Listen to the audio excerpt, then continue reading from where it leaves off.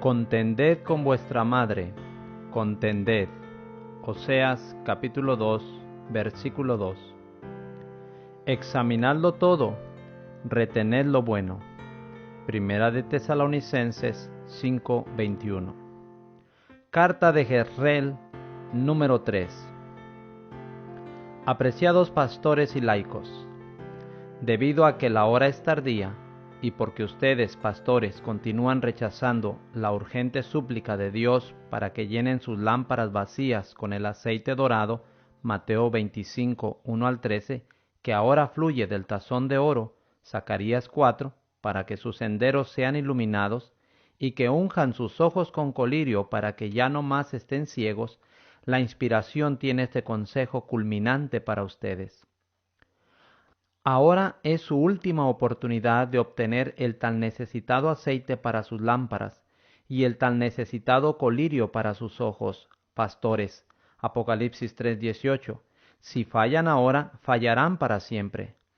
Siento mucho que en esta, así como en otras cartas anteriores dirigidas a ustedes, que el Espíritu de verdad no tenga otra alternativa sino de continuar descubriendo sus vergüenzas. Apocalipsis 3:18. Pueden aún salvar el día si se apartan de las abominaciones que están siendo albergadas y acariciadas en su medio, aún en la casa de Dios. Aquí mencionamos solo algunas. Pastores, la verdad los desafía a indicar dónde la Biblia enseña, ya sea por palabra o por ejemplo, que el sábado y la iglesia fueron hechos para levantar metas, hacer subastas, vender literatura y tomar suscripciones.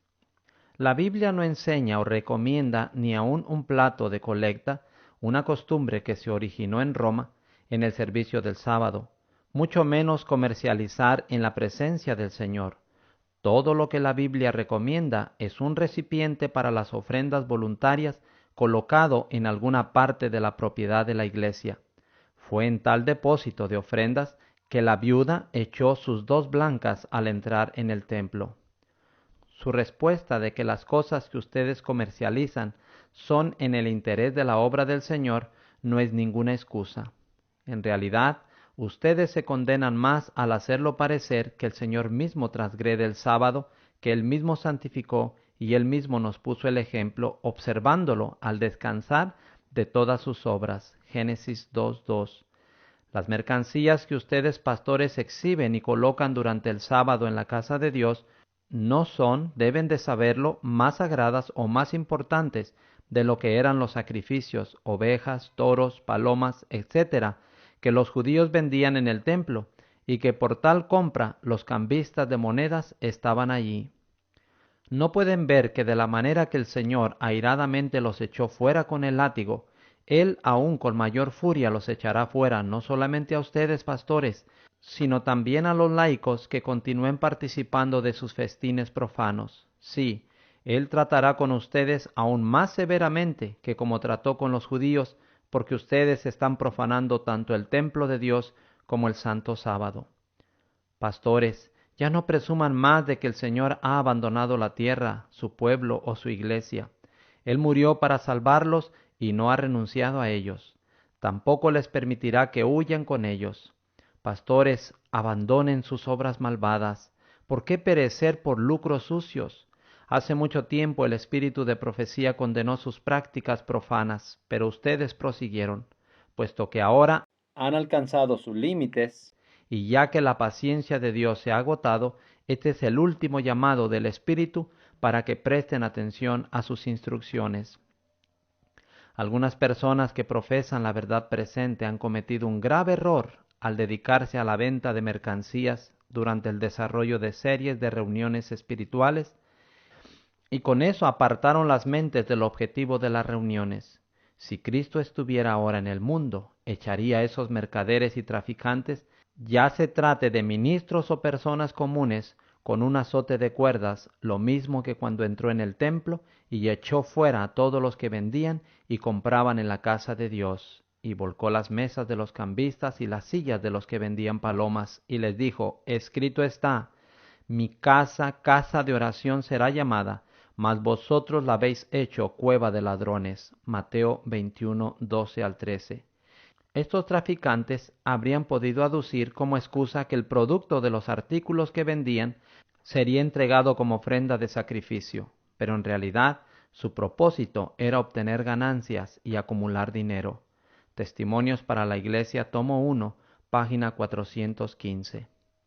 En cuanto a su jactancia acerca de los múltiples millones de dólares recaudados anualmente por la denominación, la inspiración tiene esto que decir: la paciencia y generosidad de los laicos, no su ceguedad, sí merece alabanza. Pero ¿qué en cuanto a sus obras, pastores? Puesto que la Biblia no enseña de ningún plato de colectas, sino solamente de ofrendas voluntarias, y no es tampoco para uso propio de ustedes. Además, con presionar a los laicos con sus discursos, sus argumentos y al pasar los platos, todo en el nombre de Cristo, ustedes hacen al Señor un extorsionador de la peor clase. Y con la recolección de colectas y otras campañas semejantes para obtener dinero de los gentiles, también hacen de él un pordiosero de la peor clase. Sus repetidos platos de colecta, que en algunas ocasiones se enumeran tantos como 10 o más en un sábado de mañana, es blasfemia y robo, y no una bendición y ofrendas voluntarias. Venden la escuela sabática trimestral por ganancia y luego, después de estudiar la lección, ponen presión sobre los miembros instruidos por medio de los cuales exprimen cada centavo que puedan tener con ellos.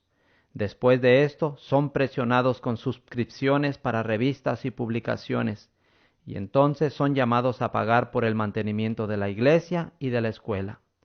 La gran presión de ustedes hacia la disposición de dar de los laicos finalmente los pone en deuda, y los hace incapaces de pagar sus cuentas actuales.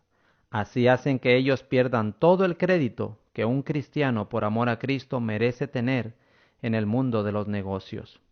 Y aún peor, aunque la denominación toma de los laicos todo lo posible, ella no hace nada por ellos en tiempo de necesidad.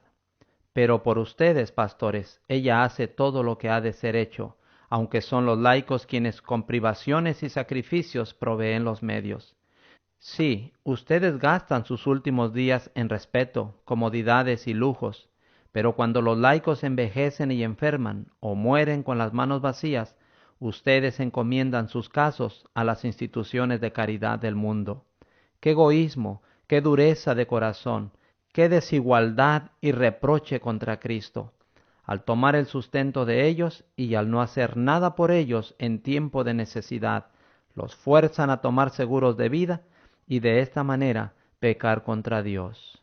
Ya es hora, pastores, de que sepan que ha de haber un alto a estos robos y que también ha de haber un ajuste de cuentas, que hay un Dios justo que toma venganza sobre el injusto. Vayamos ahora a la palabra más segura de la profecía y veamos qué tiene que decir sobre el tema. Hijo de hombre, profetiza contra los pastores de Israel, profetizad y di a los pastores, así ha dicho el Señor. Ay de los pastores de Israel que se apacientan a sí mismos. ¿No apacientan los pastores a los rebaños? Coméis la grosura y os vestís de la lana, la engordada degolláis, mas no alimentáis a las ovejas. No fortalecisteis las débiles, ni curasteis la enferma, no vendasteis la perniquebrada, no volvisteis al redil la descarriada, ni buscasteis la perdida, sino que os habéis enseñoreado de ellas con dureza y con violencia. Yo salvaré a mis ovejas y nunca más serán para rapiña, y juzgaré entre oveja y oveja, y levantaré sobre ellas a un pastor, y él las apacentará, a mi siervo David. Él las apacentará, y él les será por pastor. Yo el Señor les seré por Dios, y mi siervo David príncipe en medio de ellos. Yo el Señor he hablado. Ezequiel 34, versículos 2 al 4, 22 al 24. Pastores, aquí ustedes notan que esta escritura no está condenando sus obras malvadas por medio de un ejemplo. Directamente condena las obras de los pastores del Israel de hoy. Este hecho se encuentra en los versículos del 22 al 24, los cuales declaran que después que los pastores infieles y egoístas sean quitados, entonces es que un pastor, el antitípico David, asume el mando y después él, solo con mucho cuidado, preparará y distribuye el alimento para el rebaño de Dios, vistiéndose con la lana y comiendo la grosura de las ovejas de Dios, pero no haciendo nada por ellas en tiempo de necesidad, es el terrible cargo en contra de ustedes, pastores. ¿Y quién puede en verdad negar su culpa? Además, puesto que la Escritura promete paz y seguridad tal como nunca ha sido desde que el pecado entró, y puesto que predice la reforma que ahora se está llevando a cabo entre los laicos por toda la Odisea, estas son señales seguras que esta Escritura está ahora teniendo su cumplimiento justo ante sus ojos.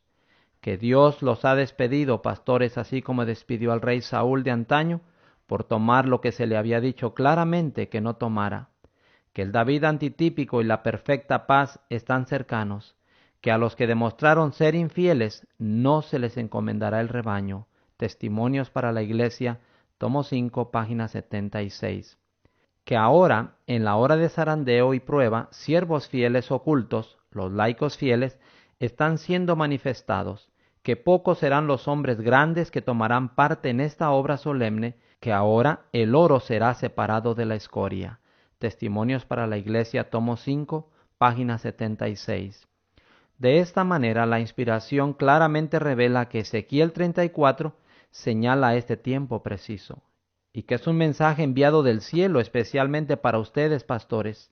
Dios prohíbe que ustedes pasen por alto esta verdad frescamente revelada o descuiden prestarle atención para que se reformen. Es sólo porque Dios anhela salvarlos que Él, en las profecías de Isaías con respecto a los últimos días de nuevo, expone su increíble maldad. Isaías 3, 12 al 15.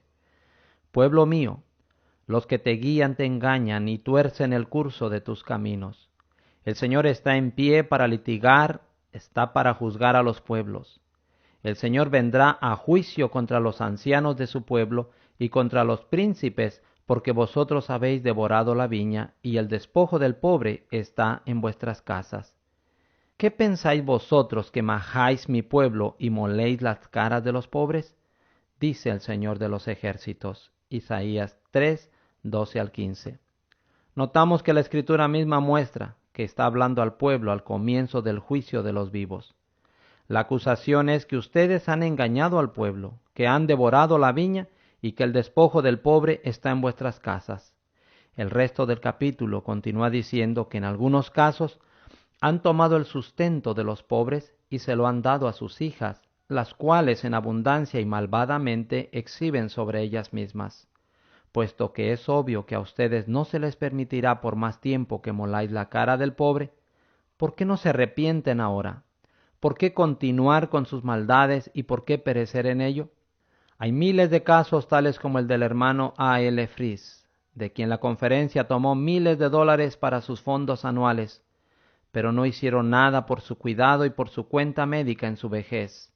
Y cuando se le envió una sugerencia por correo rogando que por lo menos deberían pagar parte de sus gastos de funeral, ellos negaron esto también por medio de un silencio absoluto.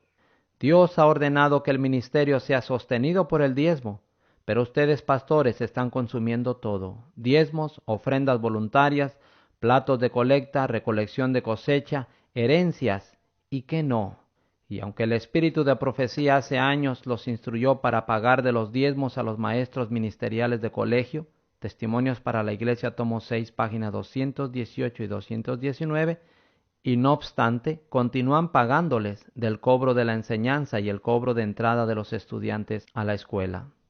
Así estafan a los estudiantes a fin de usar en ustedes mismos la parte legítima de sus diezmos. Han convertido el sábado y la iglesia en instituciones de ganancia, en lugar de instituciones de reposo, oración, alabanza y estudio. Todo esto lo hacen para alimentarse a sí mismos y todavía no tienen suficiente. ¿Qué pozos sin fondo deben ser sus estómagos? ¿Y todavía niegan que se han devorado la viña?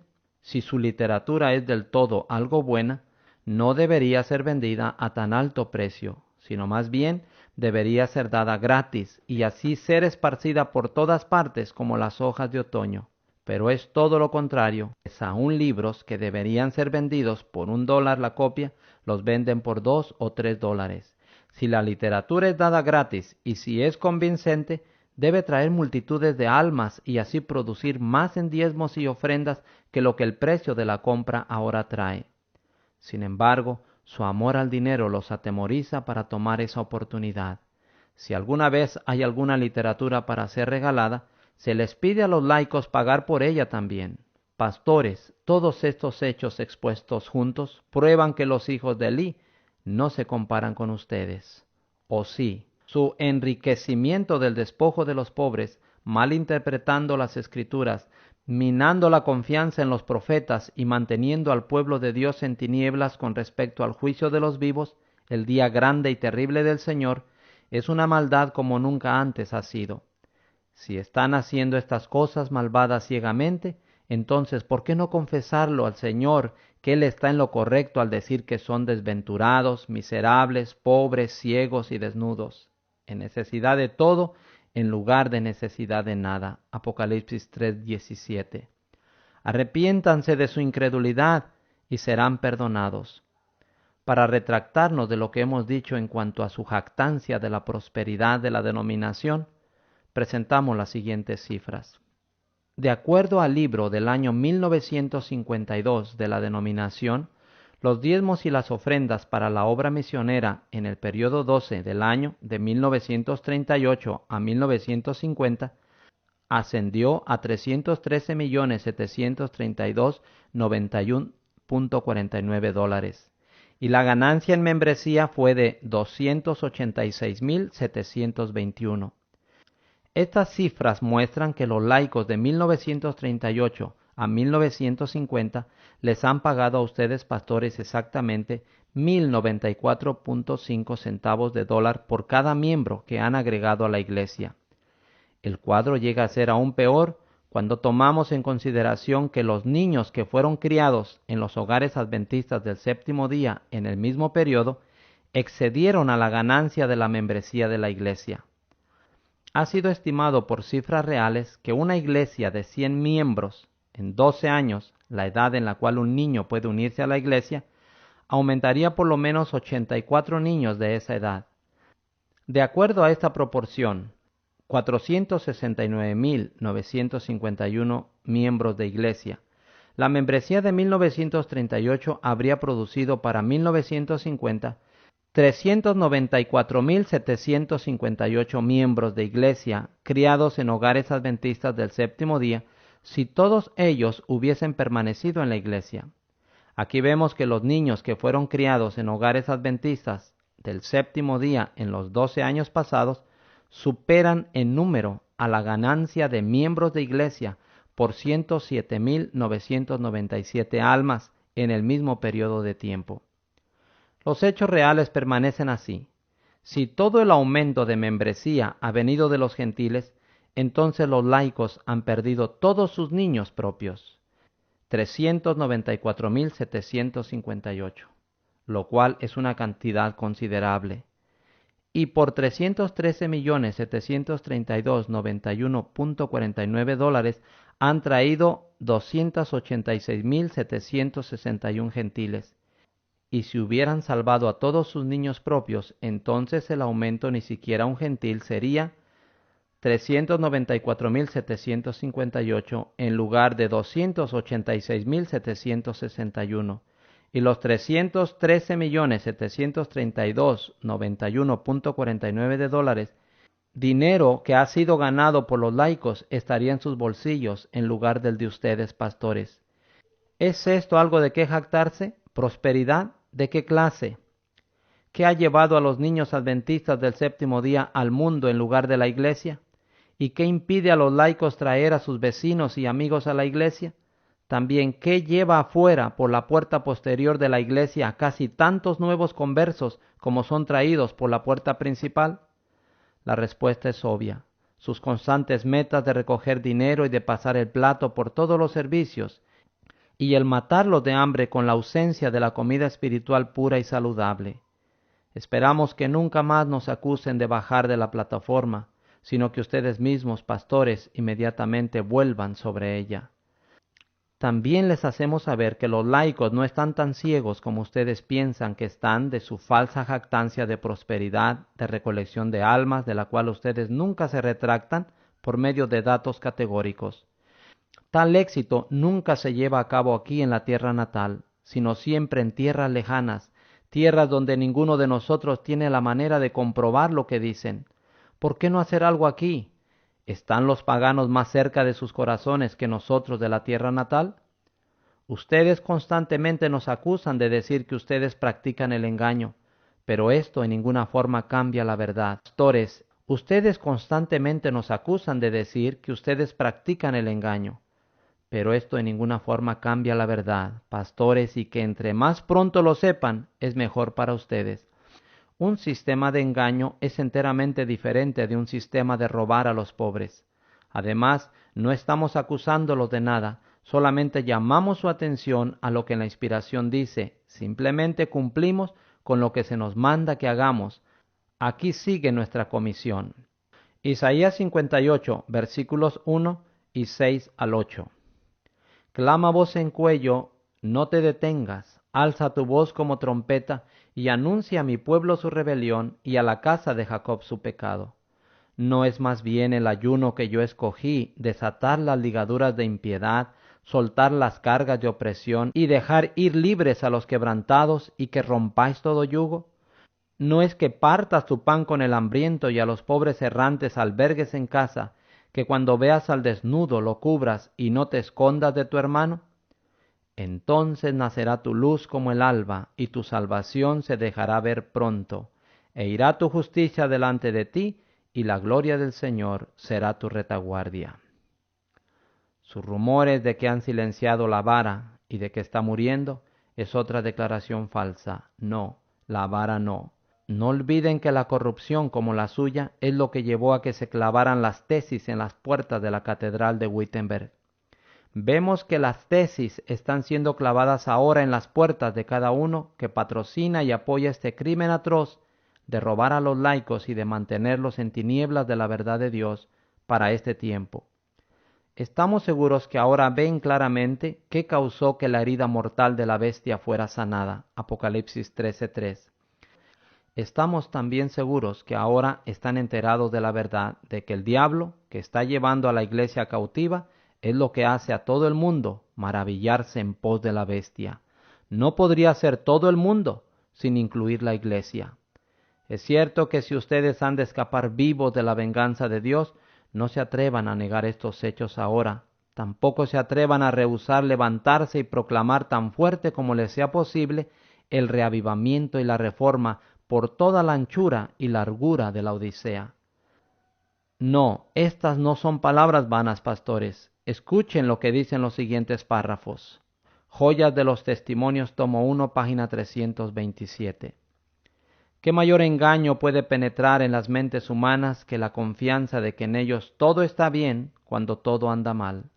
El mensaje del testigo fiel encuentra al pueblo de Dios sumido en un triste engaño, aunque crea sinceramente dicho engaño.